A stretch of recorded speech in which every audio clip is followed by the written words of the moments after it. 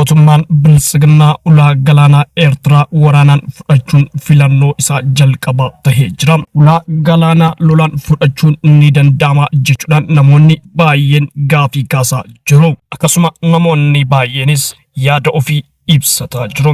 Yaada namootaa fi Itoophiyaan waraanaan akkamitti Eertiraa irraa ulaa galaanaa fudhachuu dandeessu kan jedhu odeeffannoo keenya har'aa keessatti qabanne isiniif dhiyaannee jira. Itoophiyaan ulaa galaanaa argachuu irratti adeemsi Abiy Ahmed sirriidha moo sirrii miti kan jedhus odeeffannoo keenya har'aatiin kan gurra isin buusnu ta'a. Yooyyaa harka fuune ashamaa hordoftootaa fi kabajamtoota maatii Jiruu Miidiyaa nageenyi keenya bakka jirtanitti isin dhaqqabu isiniin jenna. Odeeffannoo keenya bal'inaatti osoo isin hin dabarsin dura namoonni Jiruu Miidiyaadhaaf haaraa taatan yookaan subscribe hin godhin subscribe gochuudhaan maatii Jiruu Miidiyaa akka taatan isiniin jenna. Akkasuma like share gochuudhaan nu jajjabeessaan dhaamsa keenya gara guutuu odeeffannoo keenyaatti isin dabarsina. Isinis hamma xumuraan faana turan affeerra keenya. Dhimma ulaa galaanaa irratti Jawaar Mohaammed akkas jechuudhaan eegala. Ulaan galaanaa kan argamu lolaan moo maaliini? Tooftaan Abiy Ahmed fi muranni isaa gaagama diinagdee fi nageenya Itoophiyaa keessa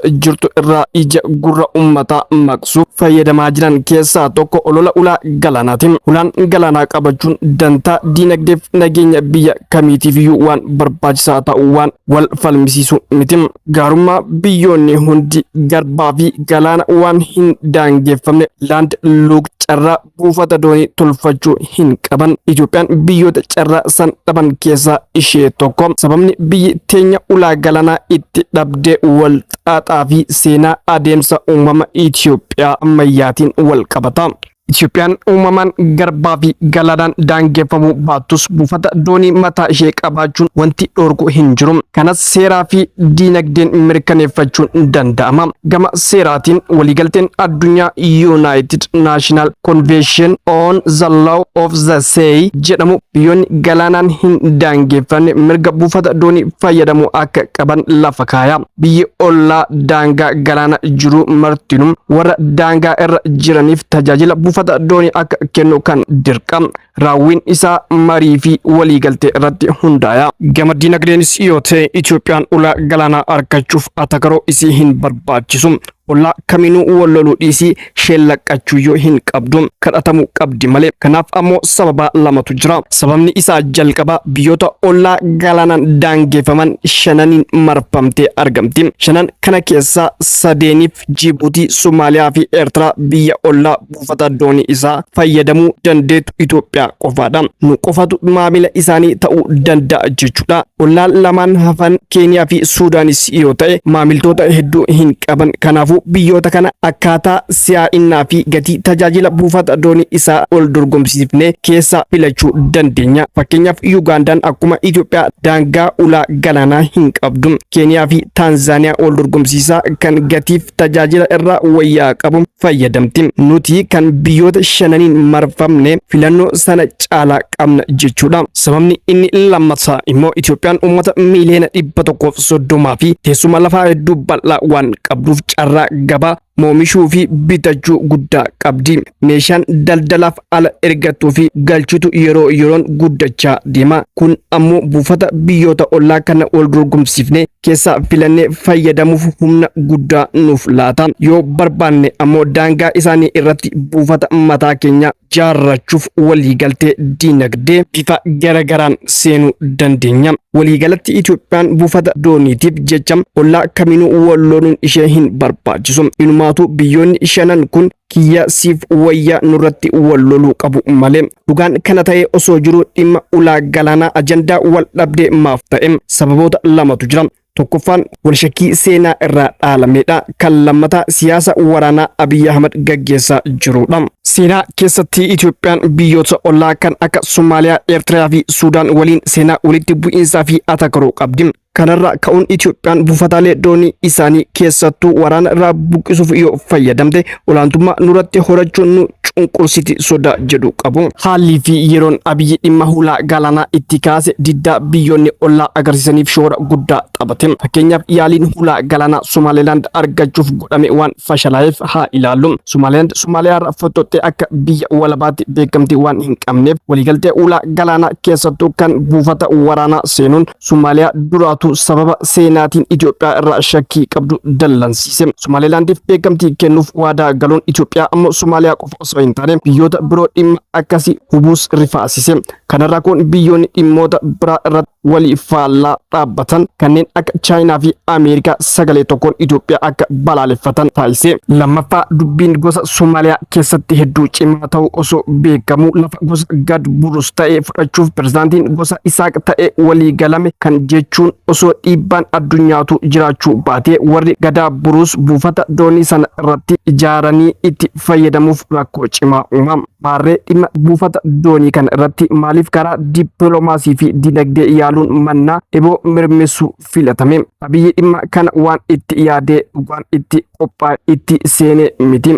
Gaafa hulaa galaanaa gama Somaaliyaa kaasu san mormii biyya keessaa itti ka'ee ture hulaa galaanaa isiniif argamsiisa olola jedhuun ofirra maqsuu yaadeeti. Osoo dhugumaan hulaa galaanaa daangaa Somaaliyaa argachuuf karoora jiraate gaafa pirezidaantii san walitti shariikaa Farmaajoon aangoorra jiru dhiheessuu qaba ture. Inni garuu erga Farmaajoon aangoorraa bu'ee namni biyya diina Itoophiyaa taate deeggaruu aangoorraa bahee booda gaafii buufata doonii dhiheesse. Akka jarri bilisiginnaa dhaatan kanaan waraanaan hulaan galaanaa banachuu nu baasaa laata. Buufata doonii Asab karaa lolaatiin dhuunfachuun bifa sadii qabaachuu mala. Tokkoffaa mootummaa Eertiraa amma jiru fonqolchanii nama buufata doonii Asab Itoophiyaaf kennu eeyyama ta'e aangootti baasuudha. Haala xaxamaa keessoo Eertiraa naannoo gaafa Afrikaa irraa ka'uun mootummaan amma jiru buusanii kana biraa kaayuun ni danda'ama laata kan jedhu yeroof haa dhiifnu. Osoo danda'ameyyuu sabboonummaan Eertiraa kan ibiddaan lola waggaa 70 oliitiin waaddame finiinee waan ta'eef humni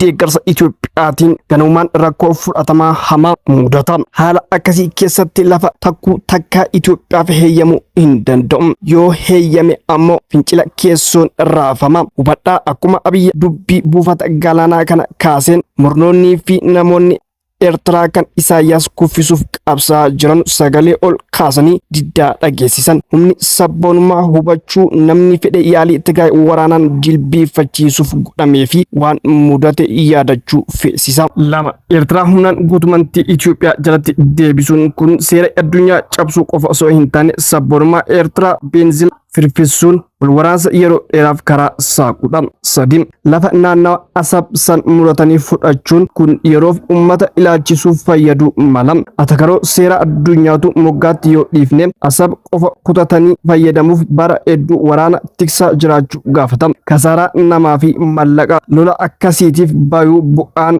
buufaticharraa argamu wal hin madaalu. Walumaa galatti yaanni waraanaan ulaa galaanaa arganna jedhu balaa fidee dhufutu bu'aa argamu malu kamuu caala. Lola wal irraa hin cinne keessoo seenanii kasaaraa diinagdee fiduu bu'aa buufata dhufu irraa argamu dachaa hedduun caala. Fakkeenyaaf bara darguu Itoophiyaan buufata doonii Asab fi Mantasawwaa qabaachaa turtus waggoota 17 sun yennaa diinagdeen Itoophiyaa itti qancaree ture. Gama kanaan bara 1998 booda Itoophiyaan buufataalee doonii lamaan fayyadamuu dhorkamtus diinagdeen ishee saffisaan guddachaa ture. Garaagarummaan maali? Bara mangistuu Itoophiyaan buufata doonii qabaattus walwaraansa hamaa keessa turte. Bara Mallas ammoo buufata doonii dhabdus birqabiinsa nageenyaa qabaachaa turte. Nageenyi waaraan hulaa galaanaa argamsiisuu ni danda'a. Ulaan galaanaa garuu wabii nageenyaa ta'uu hin danda'u. Nageenyi jiraachuun guddina diinagdee mirkaneessuun humnaa fi leencolee hulaa galaanaa banachuuf dandeessisan horachuuf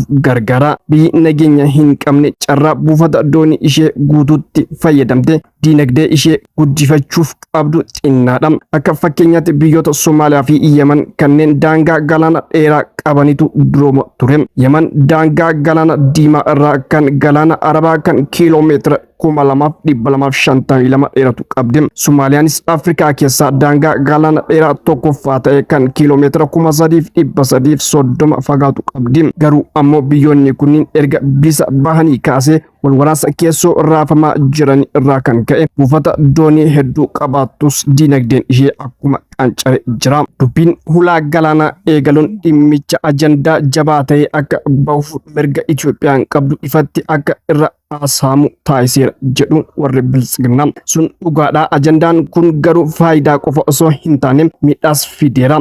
Atakiroon Somaaliyaa wajjin ture kasaaraa dippiloomaasii hamaa dhaqqabsiisee dabre kan Eertiraa wajjin jiru ammoo balaa walwaraasaatti nu geessu mala. Walumaa galatti dhimmi ulaa galaanaa ilaalchisee adeemsi Abiy Ahmed waggoota lamaan darban hordofee tarsiimoo fi karoora qorannoo fi bilchina qabu irratti kan hundaa'e osoo hin taane hoy yerootiin kan gaggeeffame ta'uun buufata doonii argamsiisuu dhiisii carraa gara fuulduraa argachuuf qabnus kan miidheedha. Biyyoota ollaa irratti buufata doonii humnaan fudhachuuf dhaadachuun isaa jara sodaa irra kaa'uun biyyoota diina Itoophiyaa ta'an waliin tumsa tolfachuun akkasumas tarkaanfilee wal waraansaa keessoo keenyaa hammeessan akka fudhatan taasisuu miidhaa nageenyaa fi dippiloomaasii qaqqabsiiseera. Amma yeroo Itoophiyaan wal waraansa keessootiin raafamaa jirtutti maqaa ulaa galaanaatiin lola biraa ofitti dabaluun balaa hamaa kan lubbuu turuu biyyattiifuu sodaachisutti of geessudha. Akkuma jalqaba tuqametti akka biyya galaana hin daangeffamne takkaatti Itoophiyaan mirga buufata doonii fayyadamuu seera addunyaatiin mirkanaa'e qabdi. Caalatti ammoo biyya gabaa guddaa qabdu taate biyyoota daangaa galaana qaban shanan marfamtee waan